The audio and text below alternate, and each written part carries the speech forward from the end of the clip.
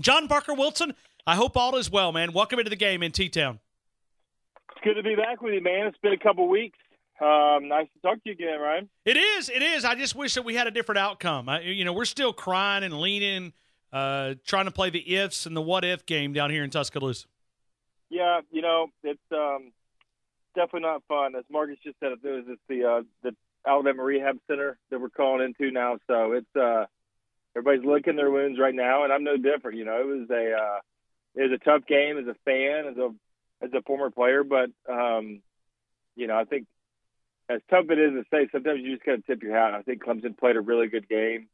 They were dialed in. They were ready to go, and they got it done at the biggest stage. So Dabo's got a good program on. You just got to tip your hat to him sometimes.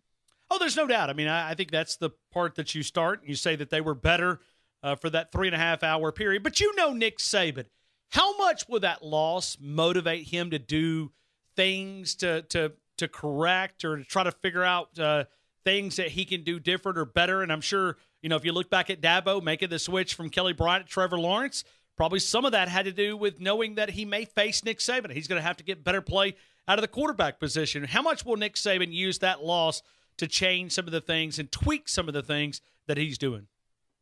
I think you learn a lot in wins, and you learn even more in losses. And I'm going to sound exactly like Coach Saban right now, but I know he's not motivated by wins or losses or how much you win by or how much you lose by. It's about what's taking place on the field and how do you get better. And, you go through the season, and the times when you really spend a lot of time in the film room is after loss because you're trying to figure out what's going on. And you do it after win too, but it just burns a little bit more after loss. So I know where they're at right now, where you lose in the last game of your season. And there's nothing worse than losing the last game because you've got to wait, 8 months to play again. And that's the worst part. And it's terrible for the seniors going out on a low note like that. I was no different. You might remember the 2008 Sugar Bowl. It kind of turned out the same way. Very unexpected, didn't play well. But you use that to get ready for next year and to say, okay, we got some good guys. We got another great recruiting class coming in. We're reloading with talent. What did we learn from last year that worked? What did we learn from last year that didn't work? And how do we not let what happened down there in San Francisco happen again? I think that's the key takeaway and what they're probably preaching over in the Malmore building today and for the rest of the season, to be honest with you. John Parker Wilson, proudly presented by Tuscaloosa Toyota, Scott Peoples, and that amazing staff on Skyland Boulevard. Right now, 0% financing on the 2019 Camry and the 2019 Tundra. One price, one place as we continue our conversation. All right, John Parker, take the crimson glasses off just for a second, okay? In a perfect world, where would you like to see offensively in college football? What are you attracted to when you look at offensive performance? What do you like the best? Let me help me out with that question a little bit. Like just philosophically, if you could design the perfect offense. Yeah. Okay. What are you biased toward?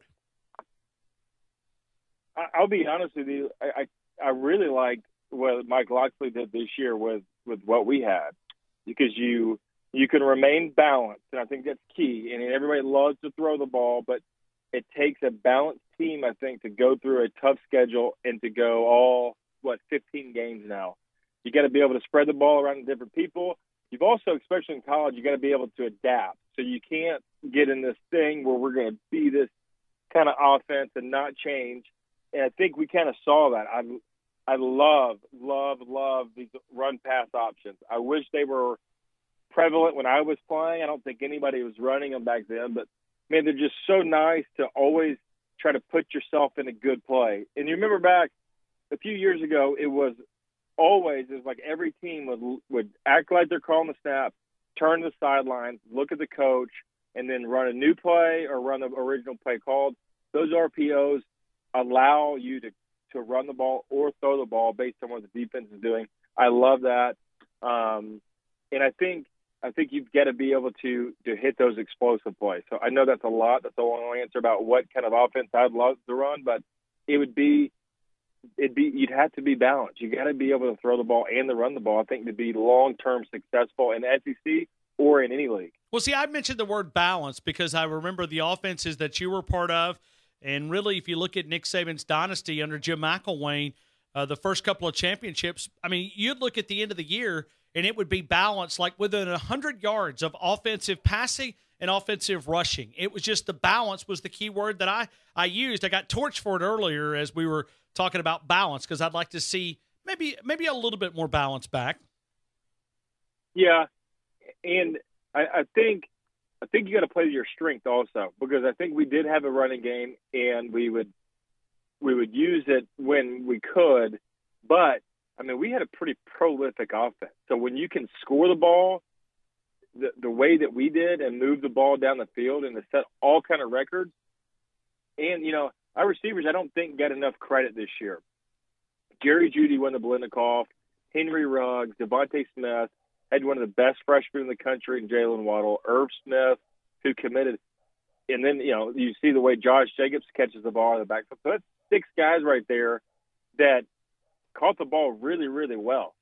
And if I've got that kind of firepower, I'm using it. And I think that's kind of one of the things I said earlier is you also have to be able to call the plays and to run the scheme based on what you have.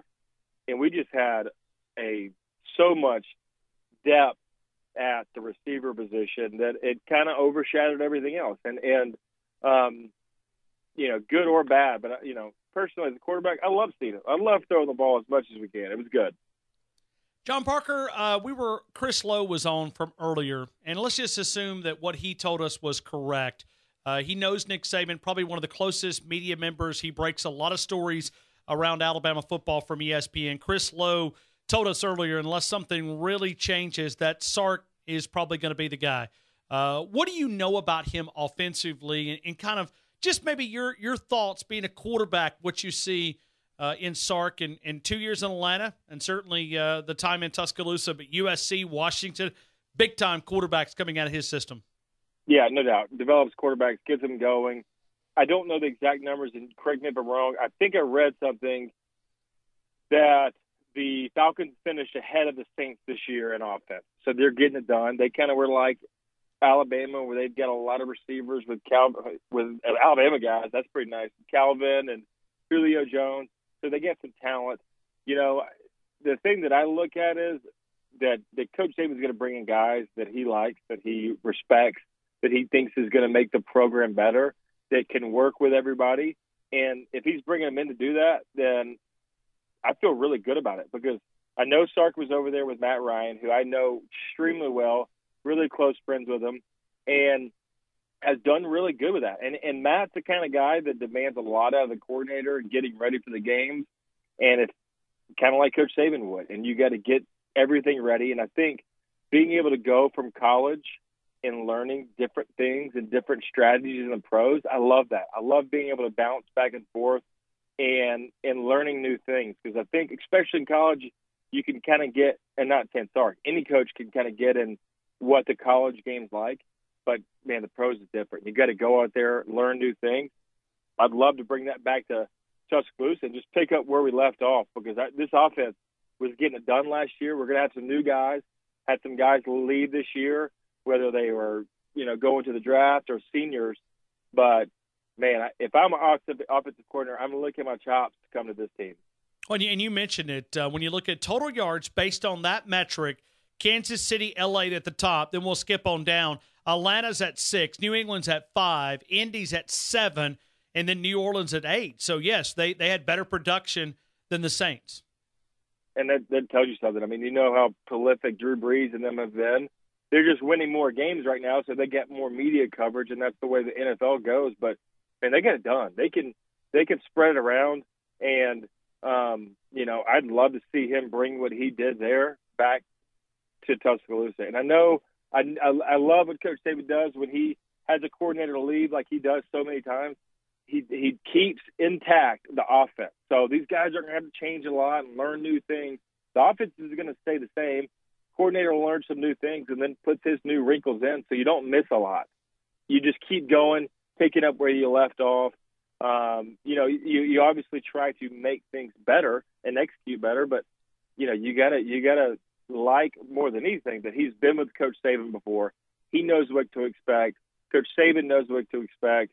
Got to say a lot about the guy if Coach Saban's willing to bring him back because, if anything else, Coach has shown his ability to recruit and also hire really good assistant coaches to keep them there, to get the program going. And, Sarkisian, I hope, is no different. I love it. I like the hire. I've been trying to convince my audience but it's so easy for us to fall back to Tampa. And I'll leave you with this. You just judge that one game, but that's a hard situation. In 7 days, 6 days, you turn over the offensive play calling. Your quarterback's not comfortable with you, and you're not comfortable. I mean, it's everything. It's almost like climbing Mount Everest in flip-flops. It's just hard to get the job done. There is no doubt. I mean, calling plays is hard. It is extremely difficult. You got to call a play, and then while the play is being run, you've got to have 2 or 3 scenarios on what the next play is going to be. So you got to, even simple things like knowing where the plays are at on your play sheet. That's something that you work out during spring and during training camp. Okay, I know it's 3rd and short. It's on the bottom right-hand sheet. This is what I like. And by the time you're a seasoned play caller in that system, you don't even need to look at your play sheet. It's basically a cheat sheet at that point. You know all the plays in the game plan, all 200 of them. But it takes a while to get in that rhythm of being a play caller. And when you are an analyst like he was for so long, and then you got to go in, it's difficult. Even if you're calling a game on Madden, it's tough to go out there and call a good game call the perfect plays at the perfect time, especially in the national championship. He was dealt a tough hand, you know what? But you can learn from it. And now he's been in that situation before. You dial that back if you get in that situation again. And now he's had 2 years more of experience of being that guy. I'm pretty pumped about him being there. How's your 4Runner treating you from Tuscaloosa Toyota? So the 4Runner was fantastic, but had to change it up a little bit as we get into hunting season. And I'm driving around the Tundra like you right now, and I must say this thing is sweet. I cannot get enough of it. It's just a little bit of a change of pace from the 4Runner, but I got it. It's amazing to me how well this thing drives. It's a man machine. It's aggressive. I like it. Huge second row, got the big bed. And, Jeff Baker, Scott Peoples, those guys, we talk about staff and hiring good people. Second to none sales staff. To go out there in the lot, they take care of you. We've talked about all their products. And like you said, 0% financing on many of the cars and trucks and the SUVs they have. My family shop there. I've had my cousins go there. My father's bought a car from them. Can't say enough about the entire staff. I promise you, if you check them out, you will not be disappointed. It's always proudly presented by Tuscaloosa Toyota. I'm glad, not that you can always go back to the 4Runner. My wife drives a 4Runner, and she loves her 4Runner. But I'm telling you, the Tundra is like driving a luxury machine. It doesn't drive like a truck. It drives like a luxury vehicle. It really does. And there's I didn't realize how big it was on the inside, and then I was like, man, it's gonna be kind of tough to drive. It whips around, a lot of bells and whistles, which I like, and it's got everything. I was blown away. This is the first truck I've ever been in, and like you said, it might be tough to go back. So we'll see. But right now, I'm pretty happy with this thing. It's fun to drive around. It's awesome. It really is.